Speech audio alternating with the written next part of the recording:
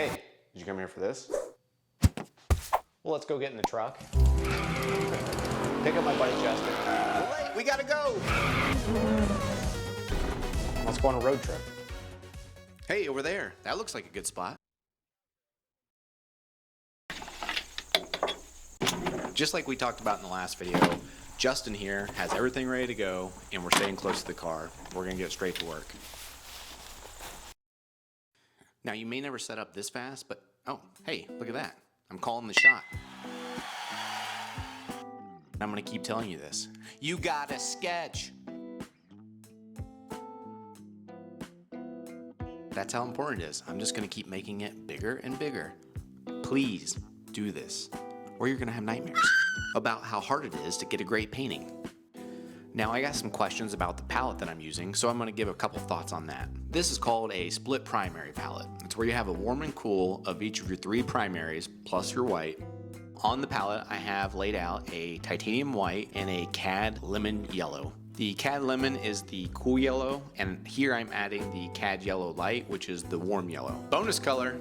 If you want to spend some money, cad orange is the way to go. Did I need it? Probably not. If you're starting out, I would advise against using a color like this simply because it is expensive and you can get a similar color by mixing that cad yellow light in the next color.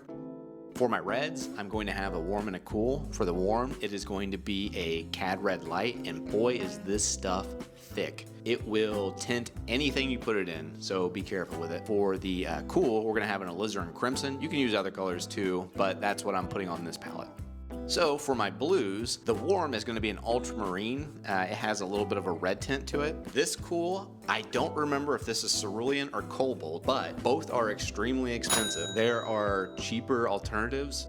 So this is what you've been waiting for. I start with a gestural line drawing. The only things that I'm trying to get fairly accurate are the base of the shapes where they touch the ground plane, and everything else is about the action of those shapes and those lines. The next thing I'm doing is just massing in those large shapes. I'm not worrying about edges or anything else. I'm simply getting the canvas colored. Why would you start this way? It's easier to make adjustments to things that have relationships to the shapes around them than it is to start with a stark white background. Once the masses are set, it's all a matter of trying to make things a little more accurate.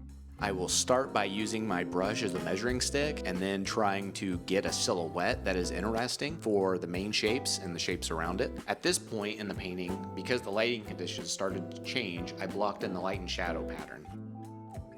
As a note, if you notice things are going to change and you're not going to be at that location multiple times to finish the painting, put in the light and shadow pattern. I can't emphasize this enough. With that being said, if you are going to come back multiple times to the location, put that painting away and start a new one under the new lighting scenario. If you want to. A lot of really great paintings were made this way. Here I'm moving into that local shadow color. Here is a very important note that I have learned through replaying this video. If you use a medium for your paints, do not wear a white shirt while you're out there. Notice how much glare the darks are picking up. I almost couldn't see what I was painting. You can also see the large tree is casting a shadow on that far right tree. Who knows what that little shadester is doing? We're gonna get into that in a minute when I start talking about the story for this one.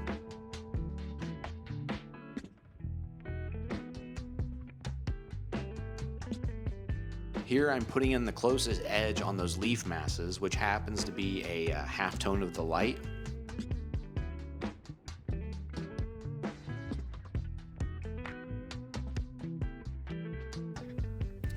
Here I'm putting in the full light areas. The light is up on the left-hand side behind me and it's shining down into the scene.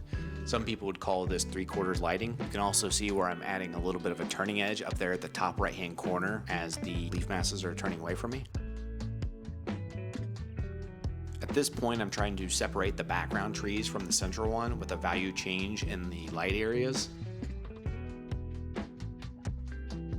Here I'm adding those lighter branches that sycamore trees are known for, and I'm putting in a distant sycamore that had died and is exposed at the edge of the tree line behind that main tree. Whenever something is placed in the center of the painting and it's large, it kind of has an authority. It's the central character to the scene. Now, I like the thought that this central one now reigns over the pasture and he's watching over the grounds of his ancestors. I'd imagine that one that had fallen in the back was maybe the past king. He is somehow related to him, and you have that little tree on the right that is sort of a follower of some kind. He's standing in the shadow of that large tree.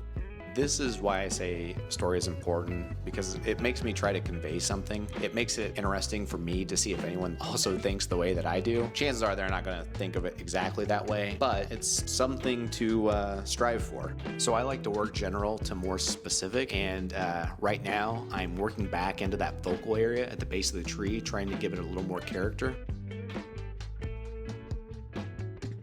Now I'm going to start working into the sky. And I'm putting in the little sky holes to get more of the tree character to come out of the shape. At this point, I'm carving back into the clouds. They are incredibly graphic, mostly used as leading lines into that main character, which is the central tree. Boy, look at all that glare. Don't wear white shirts out there, people. Please give me a subscribe if you find this video interesting, and leave a comment down below about topics you would like to see addressed. I will do my best to cover them. If you stayed this long and you aren't immediately running outside to paint, which I think you should, watch another one of these videos, and thanks for tuning in.